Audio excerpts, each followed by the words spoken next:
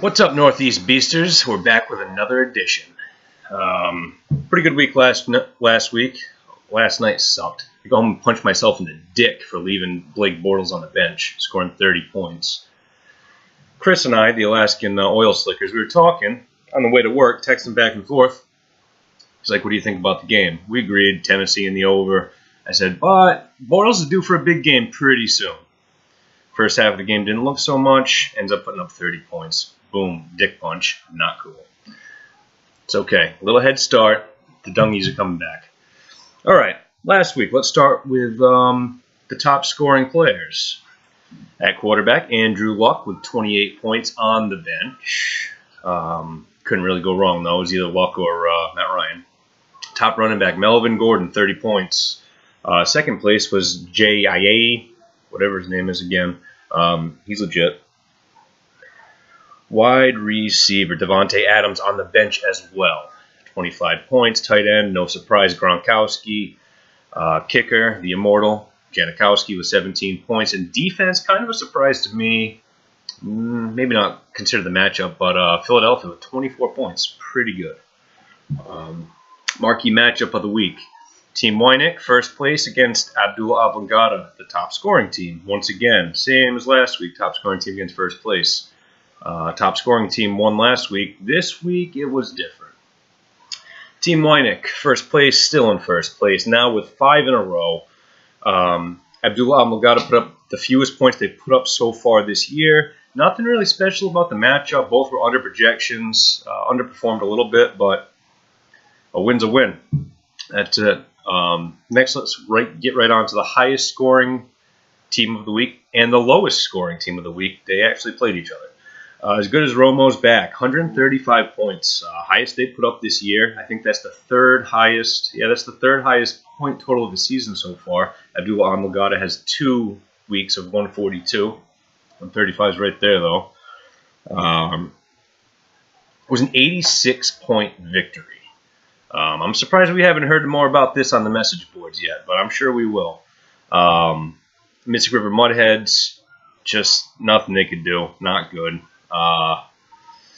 It's going to be a tough year, I think, Rich.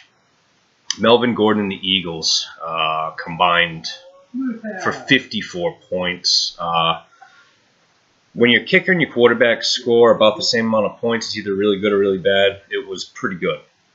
Like I said, 86-point win. Not bad at all. Let's see. Show me your TDs against the Charlestown Pats. This was a matchup. Both teams looking to advance themselves in the playoff race. It really wasn't a contest. LeGarrette Blount and Randall Cobb. Randall Cobb had another big week, just like last week. Blount, I think, was third for points for running backs. That's really all it took. Game over. Champions team and Shaving Reggie's Bush. Champions team has been rolling. I looked at this matchup late Sunday before the Monday night game, and I was like, holy crap, Shaving Reggie's Bush is going to win this. They got 4 players left. Well, and they were down 15 points. That's it. I'm like, 3 points apiece. You got it. 2 of those players weren't active. The other 2 didn't do shit. Champions team wins again. Shaving Reggie's Bush, weak.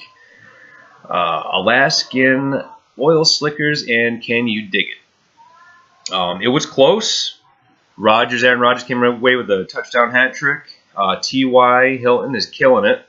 He's putting together a pretty good year. J.E. over 200 yards rushing again. That made it pretty close, but the former champion Alaskan Oil Slickers pull it off. Let's see. The Dung Beetles and Balls Deep.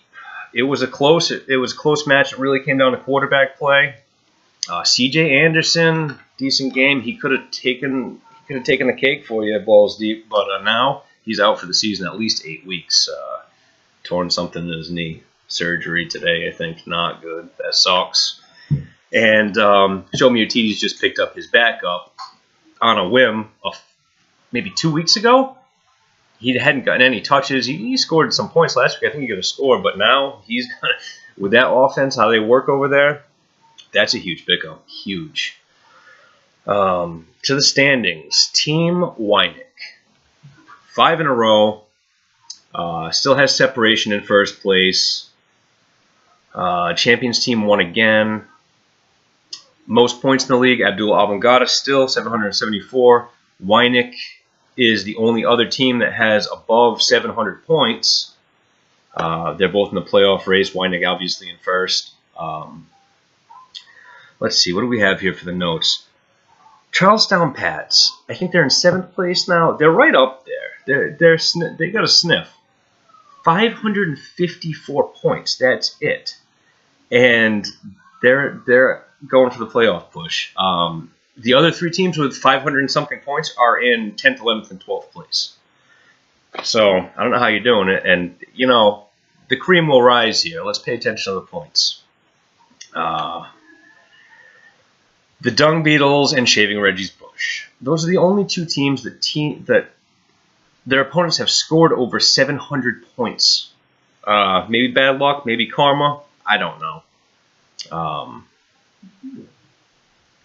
I'm a poor luck loser, though. I'll tell you that. It's gonna get better. I can tell. Preview for next week. Matchup of the week. Show me your TDs against Champions team. Both 5 and 2. The buys are equal. Nobody has a huge advantage. Yeah, we'll see. That Booker pickup might prove to be big this week. Both have decent matchups, individual matchups too. Another interesting one we have: the Charlestown Pats against Romo's back. They're both 4 and 3, looking to get into the playoffs. 6th and 7th place, I believe. Charlestown Pats, though, have a lot of players on buys. They get the buy bug this week. It's looking favorable for Romo's back. Alaskan, Slickers, and the Dung Beetles. Both teams, the Dung Beetles and the Slickers, have really good matchups. This could be a huge scoring match. I'm projecting the top points in the league come from this match combined. I stuck my foot in my ass last night benching Bortles when I had a feeling that he was going to do good, but I got faith in Dalton. I went with my gut. We'll keep it. We also have the first place versus last place matchup, Team Weinig against Can You Dig It? Weinig looks to have the advantage, especially after Mariota scored him like 20 points last night. It was looking slow for a little bit, but those running quarterbacks, that shit adds up. Waiver report. Team Weinig dropped Pryor. Who knows what's up with him? Injuries, nagging shit here and there. But he dropped Pryor for a kicker. Okay. Hearns got dropped. He scored a touchdown last night. If Bortles does what he should do, Hearns is going to be a pretty good flex play. Arian Foster, one of my favorite running backs of all time, he has retired. So I'm no longer looking to trade for him, guys. No. Golden Tate, Weinig picked up Golden Tate. That's an interesting situation over there. Golden Tate should see a lot of targets. With Jones and everything else over there. You got Anquan Bolden in Detroit, too. Interesting situation. That might be a pretty good pickup there. I think that's about it for this week. Quick one, guys. It's really late. A ton of work this week, and I'm tired. But we'll have a better video next week. And I'm looking for some interactiveness here. Either a follow-up video from one of you guys or an interview, phone interview, something. Something big is going to be coming. All right? That's it. Peace out, fucks.